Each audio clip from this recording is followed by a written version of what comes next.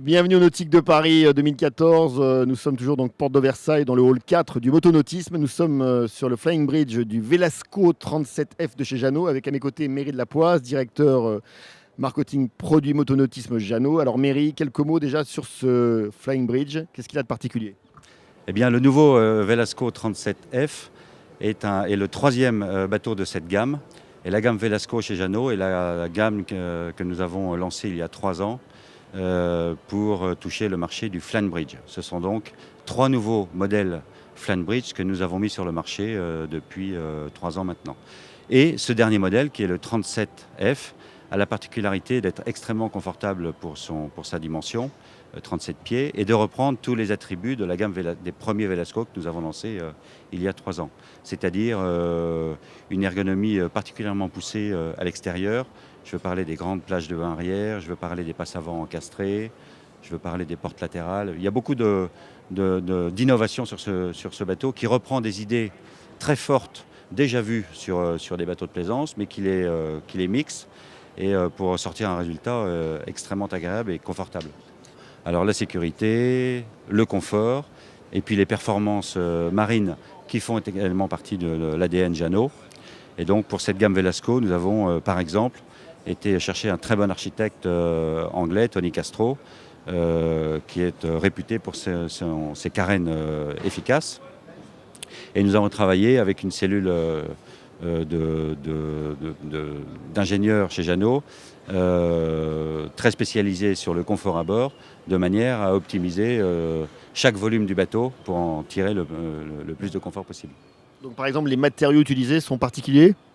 Alors, les matériaux sont les matériaux que nous utilisons depuis plusieurs années pour tous les bateaux de croisière, mais nous avons surtout travaillé sur les équipements, sur des configurations de rangement. On peut parler sur les Velasco par exemple de très grandes soutes sous les planchers. On parle par exemple de douches séparées sur les bateaux de 37 pieds.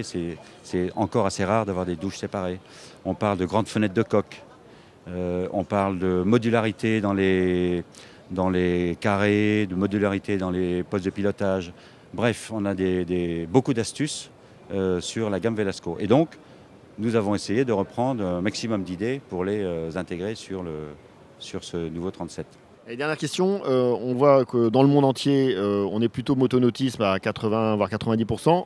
En revanche, en France, on reste encore assez voile. Donc la part de marché motonautisme voile, elle évolue selon les continents et les pays. Oui, historiquement, l'Europe est le berceau de la voile, et en Europe, la France particulièrement. Effectivement, on assiste depuis quelques années à un très léger transfert de personnes qui passent de la voile au moteur, mais c'est souvent en fin de carrière nautique pour avoir moins de contraintes d'équipage. Il n'en est pas moins vrai que dans notre renouvellement de clientèle, en France particulièrement, on est toujours sur un marché très voile. En Europe, sur les marchés moins portés sur la voile, on a un très fort renouvellement de clientèle, assez jeune d'ailleurs, et assez familial. Donc on a vraiment un gisement très important en Europe. Au grand export, comme je vous l'ai dit tout à l'heure, c'est principalement sur les bateaux familiaux de grande croisière. Merci beaucoup, Méry de la Poisse.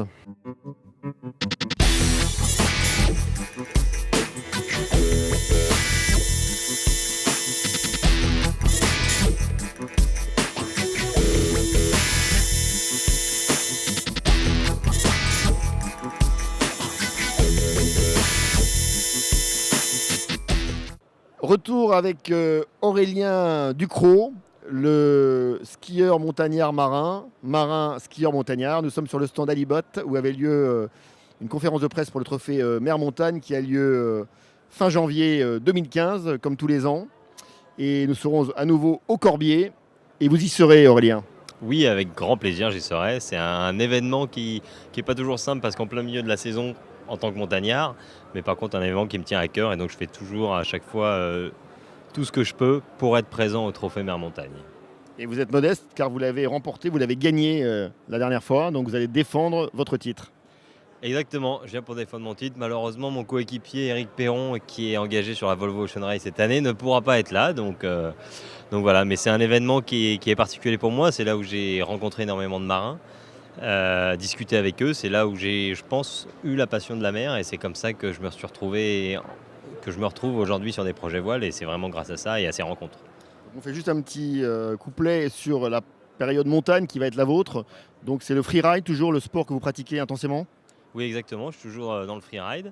Je cours sur 2 épreuves du championnat du monde, l'ouverture et la finale du championnat du monde. J'ai mis un terme à ma carrière, je dirais 100% compétition. Et à côté de ça, je filme énormément avec une web série qui sort tous les 15 jours à partir du 13 janvier prochain. Et puis des petits documentaires de 13 minutes sur la montagne avec des invités et des amis qui m'ont inspiré. Et pourquoi vous avez arrêté? Pour des raisons physiques, sportives, techniques? Non, il y a eu plusieurs raisons. Ça faisait 10 ans que je courais sur le championnat du monde. J'ai eu 10 très belles années avec de beaux succès.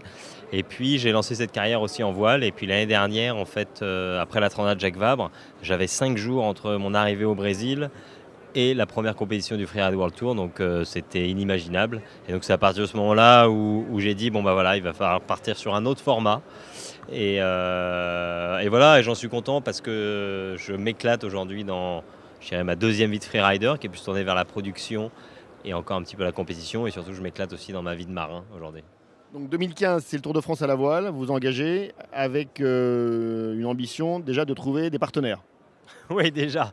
Non, c'est un. Voilà, Tour de France à la voile, c'est quelque chose auquel j'aurais pas pu penser s'ils n'avaient pas changé de support, ils n'étaient pas passés sur trimaran. Et c'est vrai que le nouveau concept, le nouveau projet avec ces Diam 24 m'a énormément séduit. Et c'est pour moi, voilà, c'est un nouveau défi pour moi, passer à la régate, au multicoque, ce que j'ai jamais fait encore.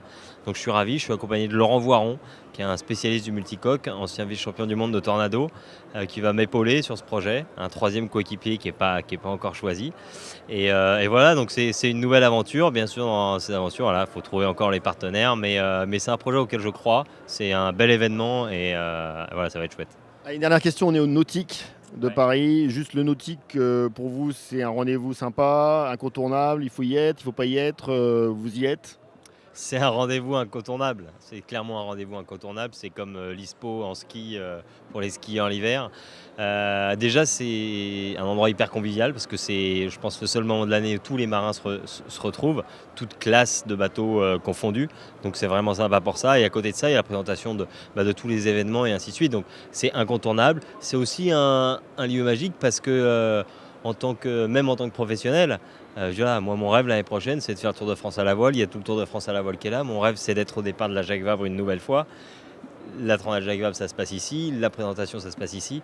Et comme pour les touristes qui viennent rêver sur ces bateaux. Donc, je pense que même nous, en tant que pros, ça reste un rêve de venir. Enfin, voilà, c'est le nautique, ça vend du rêve.